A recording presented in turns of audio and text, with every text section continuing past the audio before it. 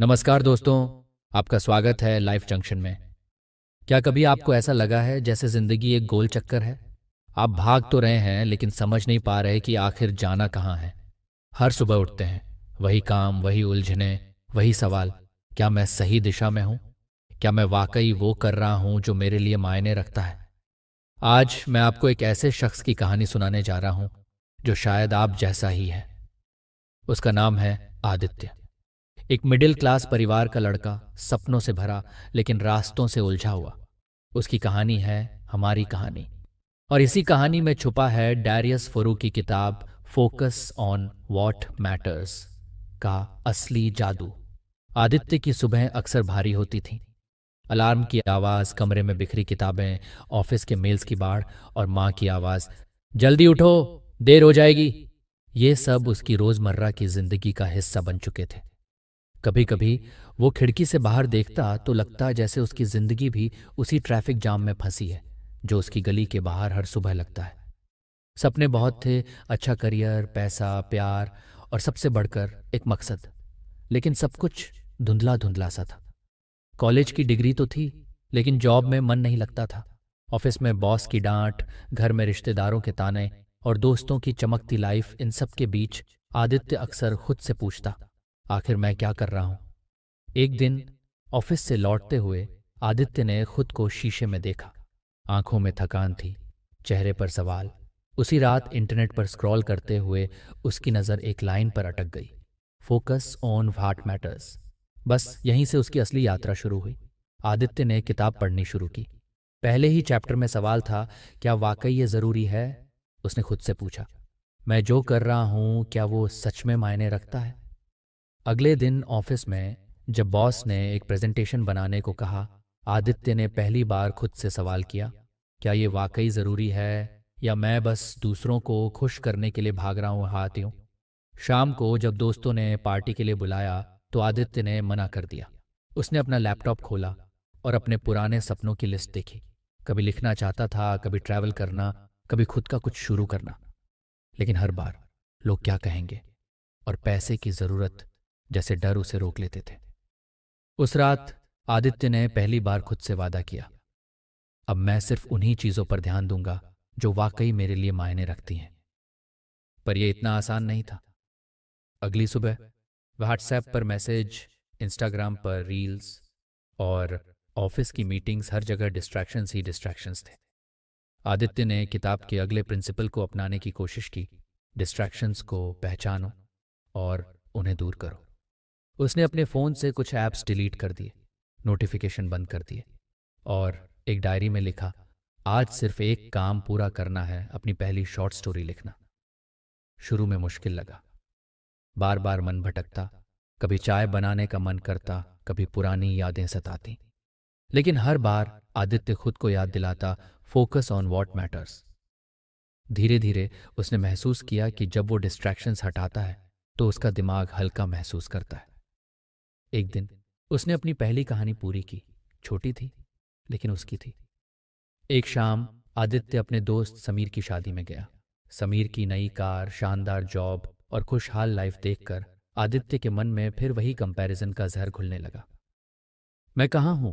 मेरे पास क्या है? ये सवाल उसे फिर बेचैन करने लगे। किताब के अगले लेसन ने उसे बचाया, दूसरों से अपनी तुलना मत करो, हर किसी की जर्नी अलग है। आदित्य ने खुद को समझाया, समीर की खुशियां उसकी हैं, मेरी जर्नी मेरी है। अगर मैं दूसरों की लाइफ देखकर खुद को कम समझूंगा तो कभी खुश नहीं रह पाऊंगा। उसने उस रात अपनी डायरी में लिखा, मैं अपनी रेस खुद दौड़ूंगा, कंपैरिजन छोड़ूंगा, ग्रैटिट्यूड सीखूंगा। आदित्य की सबसे बड़ी उलझन थी, मेरा मकसद क्या है? किताब में एक लाइन थी, पर्पस कोई बड़ी चीज नहीं, वो छोटी छोटी खुशियों में छुपा होता है। आदित्य ने खुद से पूछा, मुझे सबसे ज्यादा खुशी किस चीज में मिलती है? जवाब था, लिखने में, लोगों की मदद करने में। उसने वीकेंड्स में बच्चों को पढ़ाना शुरू किया और अपनी कहानियां ब्लॉग पर पोस्ट करने लगा। धीरे धीरे उसे महसूस हुआ कि जब वो दूसरों के लिए कुछ करता है तो उसकी जिंदगी में खुद ब खुद अर्थ आ जाता है।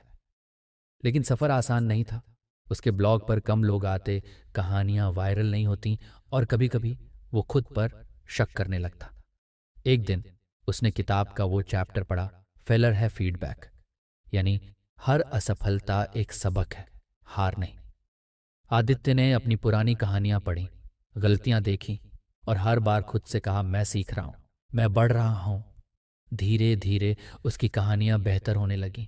एक दिन एक अनजान पाठक ने कमेंट किया, आपकी कहानी ने मेरी जिंदगी बदल दी। वो पल आदित्य के लिए जादू जैसा था। उसने महसूस किया कि असली मायने सिर्फ नतीजों में नहीं, सफर में छुपे हैं। आदित्य ने किताब से एक और लेसन सीखा, सादगी में ही असली शक्ति है। उसने अपनी लाइफ को डिक्लटर करना शुरू किया। बेकार की चीजें, रिश्ते, आदतें जो भी उसकी ग्रोथ में रुकावट थे, उन्हें धीरे धीरे अलविदा कह दिया। अब उसके पास कम दोस्त थे लेकिन सच्चे थे, कम चीजें थीं लेकिन हर चीज की कदर थी, कम काम करता लेकिन पूरे दिल से करता। समय के साथ आदित्य की जिंदगी बदलने लगी। ऑफिस में भी वो वही काम करता जिसमें उसका मन लगता। पैसे कम थे लेकिन सुकून ज्यादा था।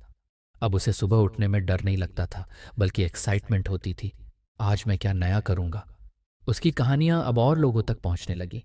उसकी माँ ने पहली बार उसकी कहानी पढ़ी और कहा, मुझे गर्व है तुझ पर। आदित्य ने महसूस किया कि जब आप सिर्फ उन्हीं चीजों पर ध्यान देते हैं जो वाकई मायने रखती हैं, तो जिंदगी आसान भी हो जाती है और खूबसूरत भी। दोस्तों, आदित्य की कहानी शायद आपकी कहानी भी हो सकती है। हम सब कभी ना कभी उलझ जाते हैं, करियर, पैसा, रिश्ते, पर्पस। लेकिन याद रखिए, जिंदगी में सब कुछ करना जरूरी नहीं। सिर्फ वही चुनिए जो आपके दिल के करीब है। डिस्ट्रैक्शंस को अलविदा कहिए, कंपैरिजन छोड़िए और अपनी रेस खुद दौड़िए। हर दिन खुद से पूछिए, क्या मैं वाकई वही कर रहा हूं जो मेरे लिए मायने रखता है? अगर हां, तो आप सही रास्ते पर हैं, और अगर नहीं, तो आज से ही शुरुआत कीजिए। छोटे छोटे कदम लीजिए, खुद पर भरोसा रखिए और देखिए कैसे आपकी जिंदगी बदलने लगती है। अगर आपको ये बुक समरी कहानी के माध्यम से पसंद आई हो, तो लाइव जंक्शन को सब्सक्राइब कीजिए, इस वीडियो को शेयर कीजिए और कमेंट में बताइए आपकी जिंदगी में क्या वाकई मायने रखता है। याद रखिए, फोकस पर क्या मायने रखता है, एंड लेट द रेस्ट गो। मिलते हैं अगली कहानी में। तब तक के लिए खुश रहिए और अपने सपनों को जीना मत भूलिए।